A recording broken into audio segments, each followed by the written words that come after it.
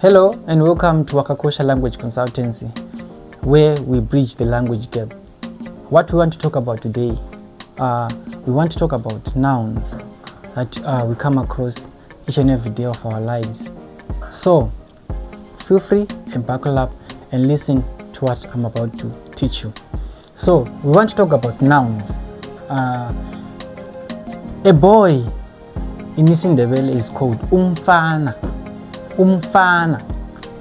A girl, inkazana. Inkazana. The child, umntwana. Umntwana. The man, indoda. Indoda. A woman, umfazi.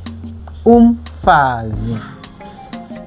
Then I put these stars so that I can explain. Yes, I talked about a boy and a girl, but there is a boy who is maybe a teenager. There is a girl who is a teenager. In Ndebele, a boy who is a teenager is called ijaha. Ijaha. Then the girl, intombi. Intombi. Thank you for watching.